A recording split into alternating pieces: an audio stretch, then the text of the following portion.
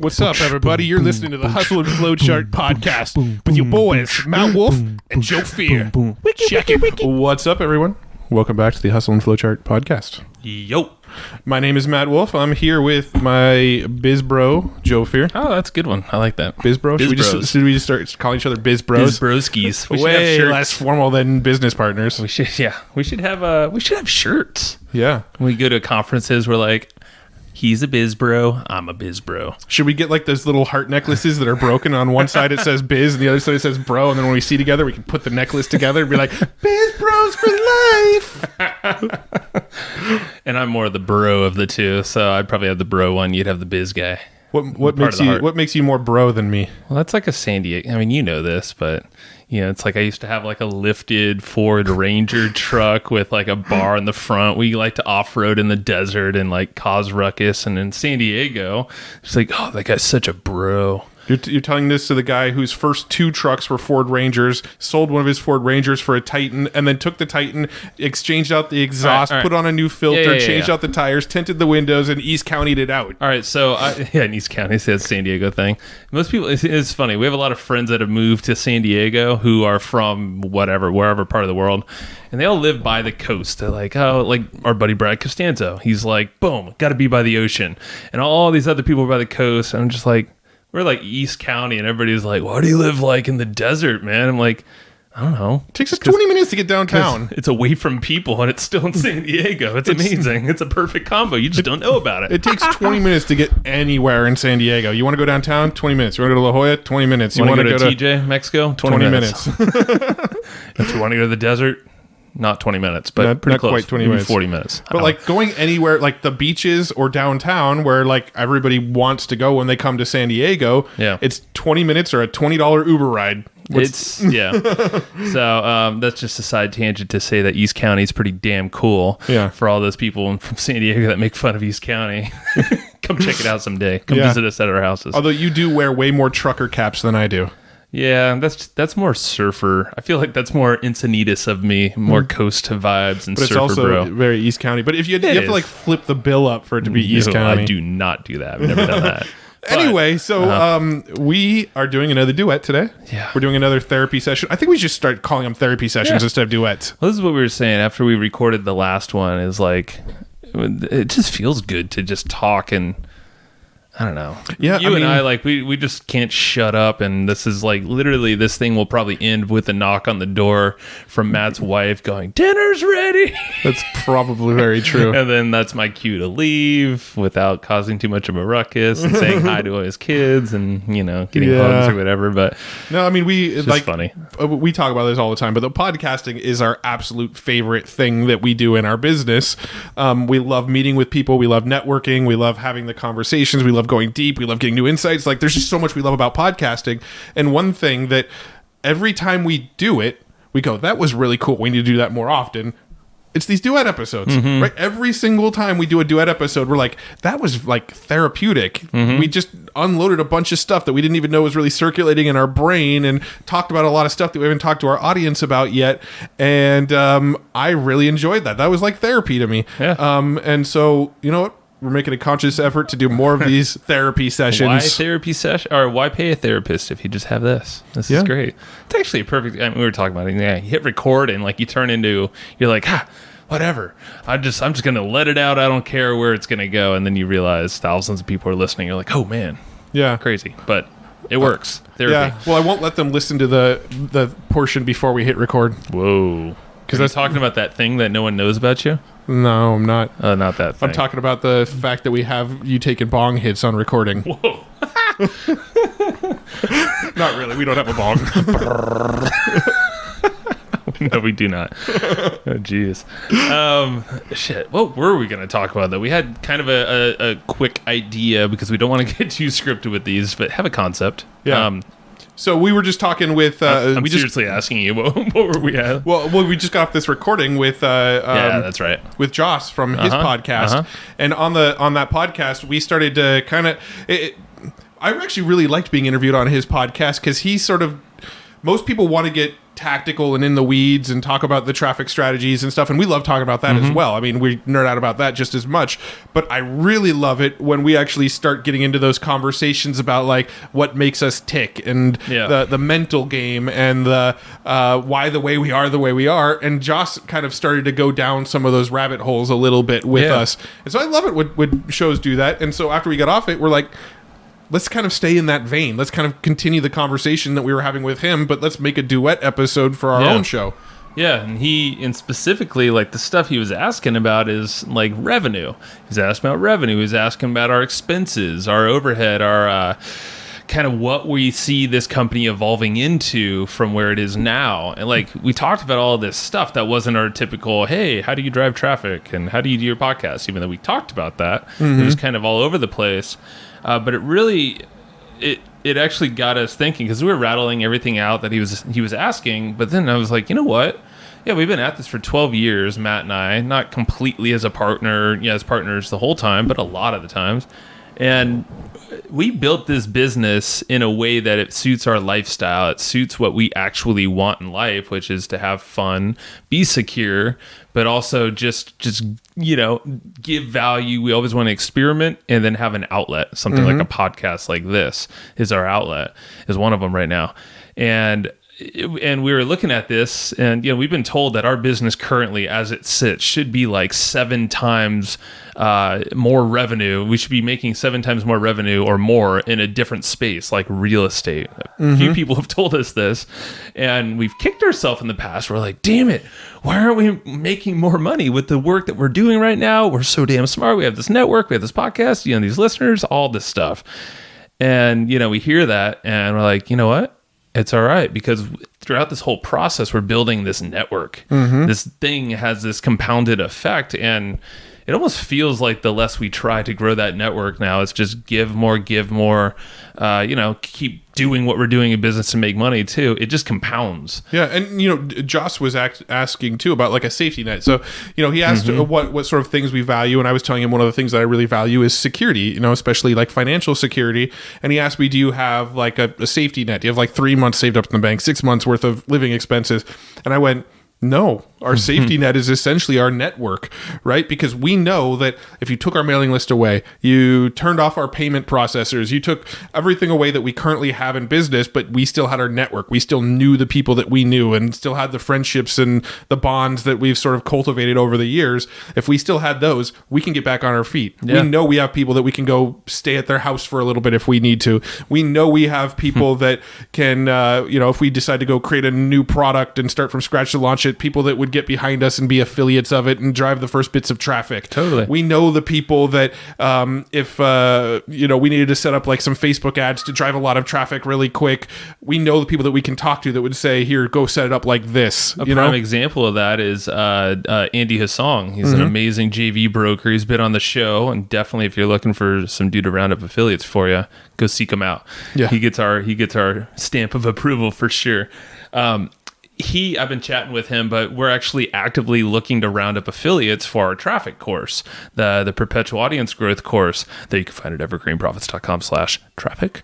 And seriously, we're trying to bring in more affiliates within our network to promote that course. And I think you posted something, Matt, this was in November. That you posted this thing. We're like, hey, we're really good affiliates like for other products, but we've never actually asked folks to promote us before. And you posted that in I think on your page, and a bunch of people were like, oh yeah, of course, we'll help you out or talk to this person, whatever. Andy was like, dude, with your clout and the network you guys have built and the reputations you guys have and the value you guys give, you have so many people that would just bend over backwards to support you or believe in what you're teaching. And he's like, if you just list out something like 30 people in your own network, and he's like, go deep, don't go wide. Like look in your phone book or look at your messages on Facebook, and then, create some good stats, actually have a good product, all that stuff. We check all the boxes there. Put the offer in front of them. Just reach out and be cool. And he's like, You won't ever have to hire anybody for this. You won't even have to go wide because you'll probably make way more than enough money just with your own handful of people in your network. Yeah, and that's really it. Like the network is everything. And you want to know a little hack to grow your network really, really, really fast? I do. Start a podcast. Oh, I'm not gonna go down the whole podcast rabbit hole right now. But it's so obvious, Matt. But that is literally how we managed to grow our net. I mean, there's other stuff involved. There was serendipitous moments where people introduced us to other people. But doesn't that happen to everybody at the right time if you notice it? Yeah, but that happens. But the way that we've forcefully grown our network, essentially, in a good way. You have to put yourself out there, Matt. We've forcefully grown our network by podcasting and bringing people on. So this episode is doing nothing to help our network right now. Why are we even doing this right now? No, it's horrible waste of time. Jesus, why are you even listening? Please stop. No, don't take the earphones off. Keep them in. Keep listening, please, for the love of God. Come on, Steve. Listen, Steve, Julie, please keep them in there. Kevin, I'm watching you, Bob. My eyes are on you, Steve. All right. Enough of that. Jim, you put the headphones back in, Jerry. Jesus, we're scaring way too many people. Okay. Anyway. There's like 6 people right now that are legitimately freaking out because they just started to pull off their headphones. And the camera behind your shoulder. The right shoulder, So, network podcast starting. Yeah, for sure. Yeah, use the podcast. Yeah, and so going back to Joss in this podcast that we did, when it goes live, we'll put it in the show notes here for this episode. But the whole security. So at this age, Matt, you have a couple kids. We both have mortgages. We both have wives. We have some shit on the line, to say the least. But we would still take a risk. Is your wife on the line? You know what? Putting everything on the line. That confident. No, I'm only confident because we're backing up by this badass foundation that we have. Yeah. And a lot of the guests that have been on the podcast, I mean, we're not blowing smoke when we say most of those we could just call up right now and they would do something for us, like a favor if we were in a pinch. It's true. Like 100%, I am so confident that's the case, and this isn't a podcast rant, but now it's circling back to be one. Start a damn podcast and just be cool people. Or just be like, for a lot of years we didn't have a podcast, but we were growing the network. Like on that podcast, we were saying from day one in marketing, we actually got coached. The first coaching course was Alex Jeffries, AJ, and I think we'll have him on the show soon. He's in San Diego. I've been in talks with him. But we met Josh Bartlett of Thrivecart back in the forum in this coaching group when we first started back in 08 or so. Something like that. 07, I think even. And we grew that network from day one. Like that was an intention. We're like, okay, there were like 10 people in there that we were like tight with. We met up in Vegas for I think his conference, and then we've kept in touch for over the years, met each other along the way, and it's like that network kind of just started to, hey, do you know this guy? You should meet this person. You should, like, this guy wants to hire you for this thing. Yeah. Like, and it just expanded like freaking rapid fire up until where we're at now. And I mean, network's crazy, man. Yeah, no, it's true. And the most recent network can mostly be traced back to podcasts and then getting connected from guests on our podcast with other people who'd be great guests for our podcast. And it's sort of like this good pyramid scheme of growing our network. And I guess that's a roundabout way to saying, like, as we get older, like here, or even if something failed when we're 50 something, our network's going to be even way more compounded at that point. Way more compounded, and then that's just more of a quote-unquote security blanket, if you can think about it that way. It's almost like the more experience and the deep you're in the shit, like the more stuff you have on the line, wife and all, if you have to. No, that's just not on the line. But like, it's the more you build over time, the easier it should be to recover. It's probably why like Trump has, gone bankrupt and turned it around. I don't know. I actually don't know. It's true. I mean, you've got network, but you've got knowledge that's gained over time. It's like if everything was shut down, nobody could take the experience I have out of my brain of setting up Google ads, Facebook ads, creating content, like, or the people around you that trust you and like you. And you've got this like sort of accumulated knowledge, and you've got this accumulated network, and then nobody can take those away from you. And strategy too is a big thing. Strategy, if it's maybe not tactics, but if you learn some really solid proven strategies like psychology, selling, marketing, copywriting, persuasion, those are things that are in this worth that's like built so ingrained in you that no one can take that from you. Yeah. Actually, I watched the other, the Fier Festival, documentary that was on Netflix, or it's just called Fier. Matt told me to watch that one. I watched it. My wife and I, Heather, were just like, holy crap. But then last night we watched the other Fier one. Fier Fraud. And holy crap. That was amazing for the one. Watch them both. But this one, there was something like, when the guy went to jail. Sorry, spoiler alert. Guy's a fraud. Title didn't give it away. Fier Fraud. But the guy is in jail, like teaching people how to just think and market, and like, he's spending his 6 years or so in prison, like, and he still can't give up the fact that he's got this like strategy brain. He's probably really fucking smart, but he's just applying it in a really shitty way. That's true. But you can't stop that. Yeah. So literally he's fucking thrown in this freaking concrete box, and they still can't stop his crazy brain. And they even said when he's out of prison, a trickster, a fraudster is always a fraudster. Like, you can't get it out of him. He'll figure out his next scheme. Yeah, you'll hear him in the news again in about 7 years. Figure out how to justify it being a good idea and not ethical and all that kind of stuff. Yeah. But it was interesting to watch those two documentaries side by side, because like one of them kind of made the guy out to be like, he's not that bad of a guy. He just made some stupid decisions. The other one is like, no, this guy's a fucking fraud. Yeah. This guy's just been going around scamming people. Totally. It was huge. He told me that one of, what was it, the company Fuck Cherry. Yeah. Because they made the other documentary, or heavily produced it. Yeah. I think it was. So it was kind of favorable, not horrible. Yeah. And then the one on Hulu was just like going for the jugular and like straight truth. But it's good to see them both. Yeah. Just interesting. I would probably the order would go, do the Netflix one first and then do Hulu. Because it's like, introduce you to this concept, a little bit of niceties. Like, all right, now let's open the book and get to the real meat. Yeah, I think the Hulu one actually came out first. Like, it came out like the night before, because Hulu was trying to screw over Netflix. Netflix, like, they knew which day theirs was going to come out, so they went and were like, all right, fuck Netflix, let's release ours the day before. Yeah, I would say start with Netflix first, that one, and then go Hulu. Yeah. And then you'll get a full picture of what happened. Yeah. But that's all in all to say, like, dude, that you can't take away these qualities that you build up. I guess your network can fall away if you're like someone like a Louis C.K. or something.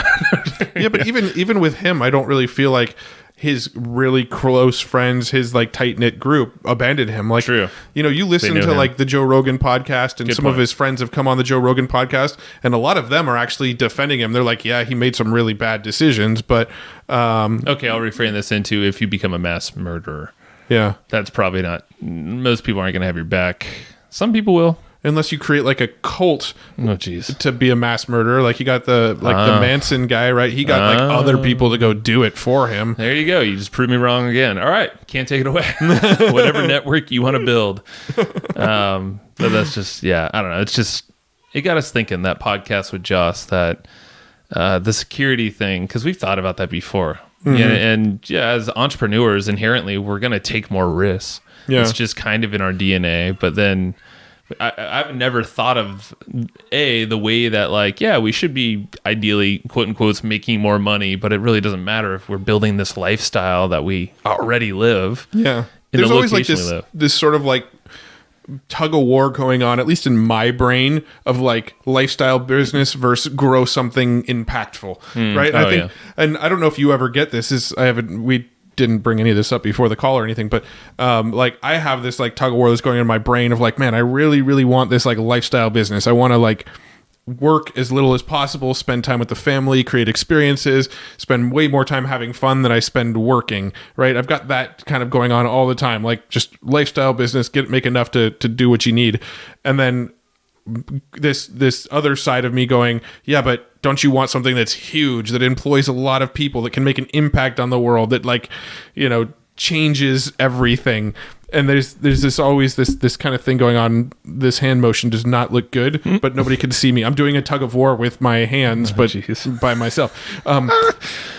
But anyway, so that like in my brain, it's like, fuck, I want to build something that's like just easy and provides the lifestyle and the money I need. But then this other side of me is like, but you can make something amazing. You can make something huge. You can make something great that like changes the lives of millions. And, you know, and it's like, oh, fuck, which voice do I give into? I have the solution for you. Yeah. By the way, Dan Ryan got that visual. So don't worry. Yeah, I'm sure he'll point out that visual. You heard that, Dan. Yeah. Confirm with us that you got that visual, please, once you hear this episode. A one-man tug-of-war. Jeez. No, I think in between that tug-of-war is Matt, for one. But no, the solution, I feel like, is you can have we can have a lifestyle business where we make as much money as we want. And that's involving things like real estate in the future, where we're headed as well, you know, along with some other places or things and investments. But we give back. There's a percentage that we can give back. We don't have to employ the people, but we can make a massive freaking impact in the process. So it's a perfect balance where, yeah, let's lifestyle the shit out of this lifetime. Yeah. I don't want to stop having fun. I don't want to stop being tied down to one place at a, you know, every day kind of thing. Unless that's your thing, then fuck it, do it, you know. But if you don't want to be that person, to really just to play devil's advocate a little bit, I'm not disagreeing. Playing devil's advocate, to be able to provide the funds to make a bigger impact in those other places, doesn't that mean working harder and being more willing to pull yourself out of the lifestyle sort of business so that you can make enough to not only provide for yourself and your family, but to provide for others? Yeah. So that it like I like your hand gestures. I'm very, very animated at the moment. But, you know, you've got these two sides of like the lifestyle business versus like make something bigger, make an impact. I feel like those are sort of opposing forces that I have a hard time doing. I have another answer for you. Or a suggestion, we'll say. This isn't nothing is concrete, you know? Good. I'm glad I brought my therapist with me. Yeah, well, this is good, you know? You're asking the right guy, at least. So... no, you do what we're doing currently. I think our business actually has evolved into an interesting place where I think we're doing exactly what you're saying is necessary, which is it's grown bigger than the two of us and maybe a contractor here and there when we need them. You know, it's let's build this team that we can trust. Let's have an ops manager and Shannon and have some other very, you know, key people on our staff to get our backs, to answer the emails and to do these promotions, write the show notes, edit our podcasts, run all the shit in the company that we can't possibly do in the 24 hours a day. And then strategic partnerships, things like what we're starting to do now with some people. We'll not say Save too that much for another episode. Yeah. But the idea is to partner with people who are really good at things that you're not as good in. Yeah. And things like sales for us and copywriting are a couple of things that we know we aren't the best in. Yeah. And so we do that. Strategic partnerships. I mean, dude, with that, you can blow up any kind of business, or you can go into a different niche. Like we were told, we're 7x more valuable in, say, real estate niche or something like that. Yeah. Guess what? You apply it over there instantly. You're 7 times more, ideally. And you have 7 times more of the impact, or maybe more, actually. Yeah, no, I mean, that really is the way to do it, is grow something bigger, but systematize and make processes. Here's something else we can therapize on. That's good. Is therapizing a word? No, I'm just kind of thinking now. It's just funny because we rapping? The rapping? Wiki. No, I was going to say really quick is that rapists for 1,000 there. It's therapists. Did you ever see Celebrity Jeopardy? Yeah. No, it just finally hit. I was just thinking, like, we never have any concept of what once we hit that record button, like. None of this shit's planned. It's just, it blows me away every time how... No, this is literally a therapy session. We talk about surface level shit, and then the deeper we start talking, the deeper the conversations go. Yeah. All right. I don't want to stop you. You were going to ask.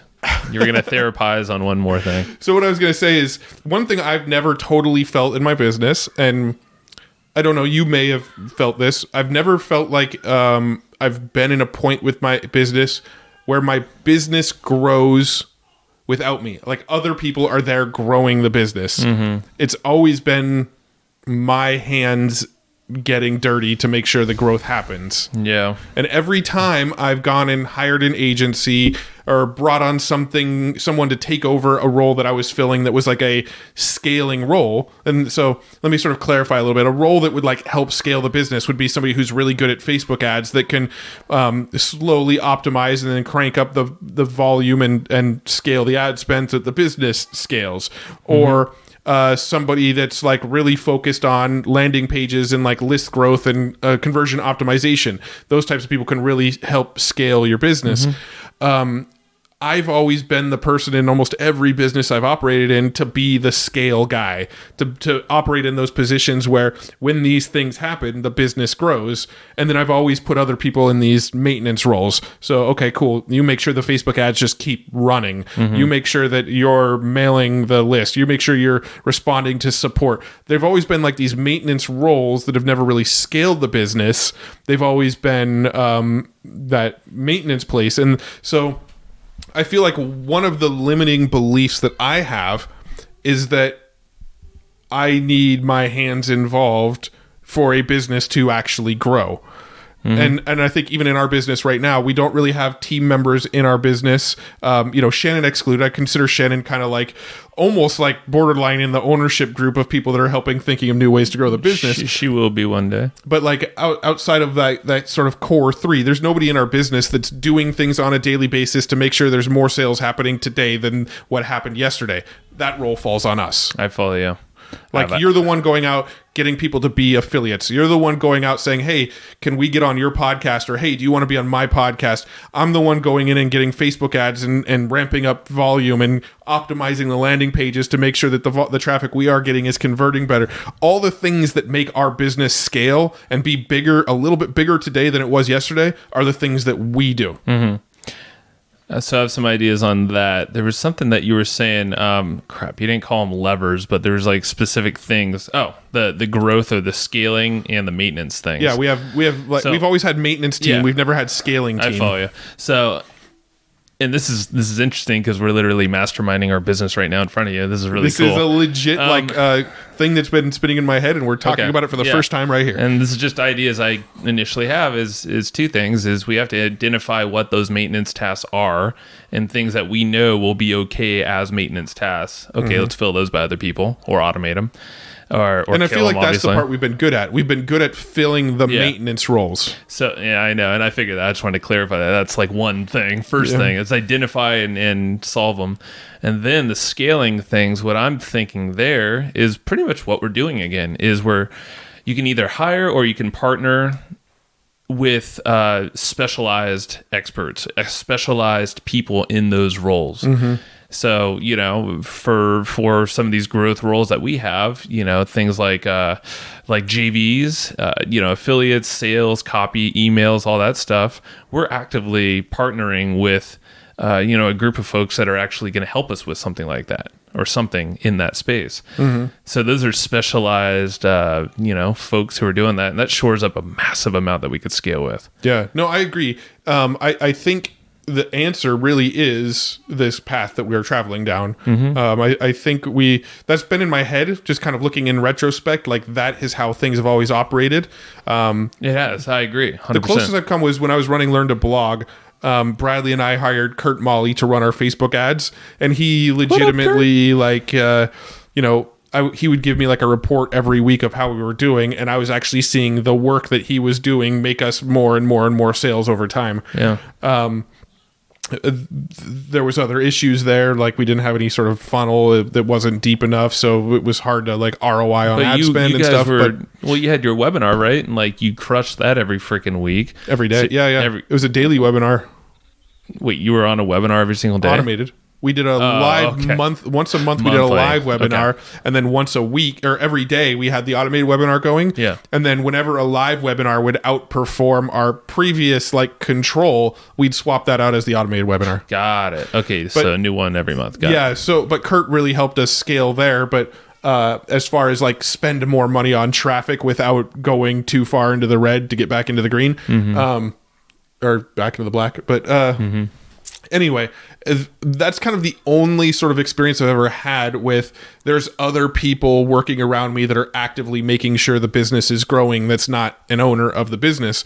But I think, some of the stuff that we're talking about doing, might as well just let a little bit of the cat out of the bag. But, we're going to be partnering with other people, as we've sort of alluded to quite a bit, to handle the parts of our business that we're not that great at. So actually bringing on not like contract team members, but actual business partners that can help with the sales side of things, like have phone teams that are amazing copywriters, that have people who write email on their team, and partnering with those people that are actively focused on scaling the business. Because I feel like whenever we hire agencies, it's tough. Well, Because that's why I didn't say agencies in there. I don't think that's.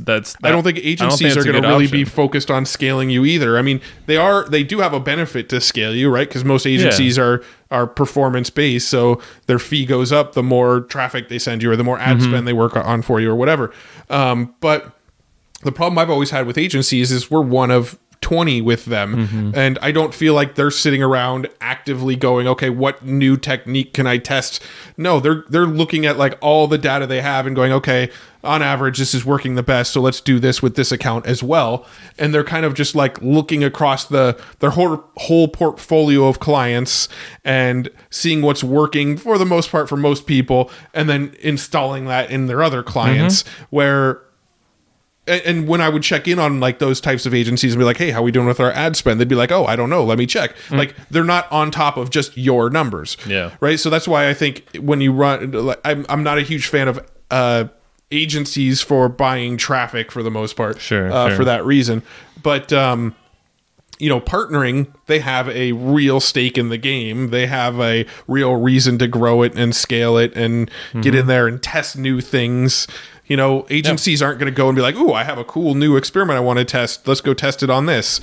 They're gonna basically, for my experience, most of them just kind of wait until we check in with them. Yeah. And that's where agencies, that would not be my first pick at all. Yeah, is a specialized person who is a contractor, but is specialized in maybe working with like you and maybe a couple others max. Because like usually those folks have like an interest to at least, to basically give you a new system that works, that can scale. And maybe there's an option for you to fill it with a role of someone we hire, so it's like almost SOP. This is very similar to some of the Instagram stuff we're doing, is you work with a skilled expert to teach us something, build a system around what we have, and then essentially we hire someone to do the role, but get trained by that expert in their systems based off of our freaking platform.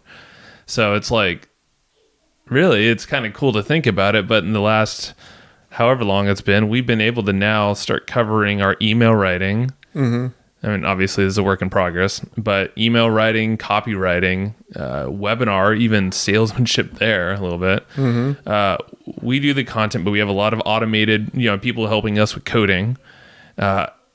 We create the content ourselves. That's pretty much us, like in the content area, members area, follow up and all that stuff. But sales team will be a potential upsell there that we're working on. We'll see if that's a thing, but that's outsourced or, hired by our partner, that is, with this partner. And then, we have all the Instagram, social media, all this stuff. We have folks in there every day posting new things and automations. And I think that's more than enough right there. That shores up a lot of this stuff. I mean, when it comes to us, we're, our roles are more, just making sure the vision's going the way it should be, looking for opportunities, being strategic with partnerships and creating content like crazy. And man, I think we're well on our path right now. Yeah, and I think going back to this stuff we were talking about yesterday, and I think even a TD bit on our last therapy session was the concept of sort of not comparing to where other people are. Instead kind of compared to where you were. And we were kind of getting into this discussion of, we have this contrast of where we see our friends in high school, and we look at where we are in our lives and our business, and we look at where they are in their lives and our business. And, from their perspective, they're like, holy shit, like you guys have made it. And they sort of ground us a little bit of going, man, we really kind of,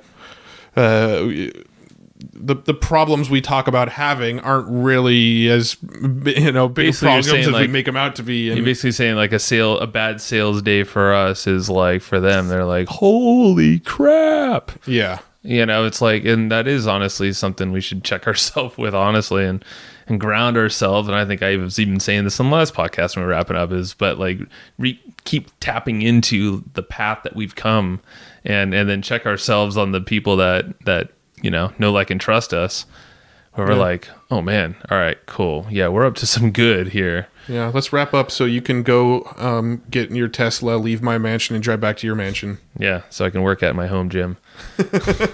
True story.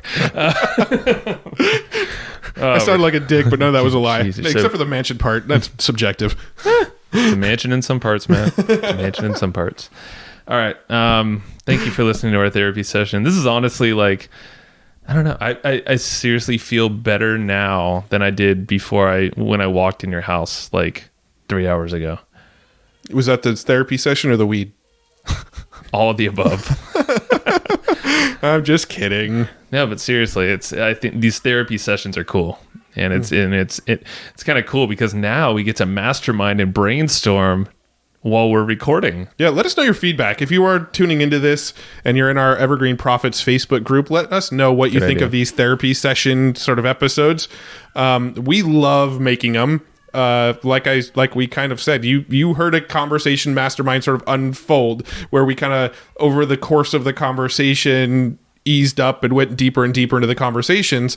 But is it even fun or interesting to listen to? We're kind of curious what you think. Who knows? But yeah, we're just going to be us. You can't change us. Don't try. Email us, info@evergreenprofits.com. If give us your feedback. Hop in the Facebook group. Get in the forum if you're a member of the traffic course. Remember, you can get that evergreenprofits.com/traffic. Traffic. Yeah. And if you love it, I hope you do. We'll just keep doing this so we can just record more and brainstorm more. Wait, is it evergreenprofits.com/traffic or evergreenprofits.com/traffic book? Traffic's the course. Oh, okay. Cool. That's what I was I think there's referencing. evergreenprofits.com/traffic book if you want to grab a free book on traffic too. That is a good option. That is a good option. Good idea. We might upsell you into buying the course, but you can get the book if you want a sneak peek. They know it's coming. Yeah. They're smarter than that, Matt. Yeah, they know it's for sure. You are smarter than this. You are smarter than this. All right. Well, thanks for tuning in. I'm actually it's funny because we're wrapping up this episode right now, and I'm like, I got like 3 more rabbit holes we can go down. I'm not going to, but I'm like, I got like 3 more rabbit holes we could go down right now. And I'm like, I'm like in the flow of like, dude, I'm digging this therapy session. Let's keep it going. And Joe's like, I got to get my butt out of here. You're keeping me from doing my stretches or whatever you're going to do. My stretches. I got to go home and do taekwondo or something. Yeah, what's the other one that I do? Jiu-jitsu. Yeah. And the other one, too. Kung Fu. Oh, that's a good one. That's my favorite. But I have another one, actually. The kickboxing. That's a good one, yeah. But there's that one. Where are you looking for me to go with this? I don't know. I'm just seeing how many fighting styles you can throw at me. The one where you smack around your dogs. Yeah, that's the one. Okay, no, PETA. Not true. It's called dog kwando. I don't know. Yeah, nailed it. Yeah, you just go home and kick your dogs. Jesus Christ, you're a horrible human. I don't know why you do this practice. That's not me. Hey, I'm going to reveal that thing about you that you don't want anyone to know about. Go for it. What is it? Because I'm still curious. The time. I'm not mentally, emotionally prepared for this, so I think it'll be next therapy session. Next therapy session. Okay. All right, tune in next therapy session to find out my deepest, darkest secret. It's pretty crazy. All right, guys. See you in the next one. Thank you. All right. Thank you. And I hope you just enjoyed this episode you just listened to. Now, right now, before we sign off, I have a few things I would love for you to do. So the very first thing is to go find our guest on Facebook and tell them that you loved their episode with us. That's going to help them just feel good about themselves, but also it's going to spread the word a little bit more for us. So go find them on Facebook. Everybody's on Facebook, and go say that you love their episode and maybe one cool thing that you learned there. The second thing is to go to iTunes and subscribe to our podcast. Just look up Hustle and Flowchart and hit the subscribe button. And the very last thing, the third thing, is to leave us a review on iTunes or wherever you're listening to this podcast and help us spread the word more. That's how more people are going to get this awesome knowledge, this cool podcast training, and a whole bunch of other cool free training that we give out at evergreenprofits.com. So that's about it. Go find them on Facebook, go subscribe on iTunes, and leave us a review. You would be amazing if you did that, but you're always amazing. So thanks for listening, and we'll catch you in the next episode.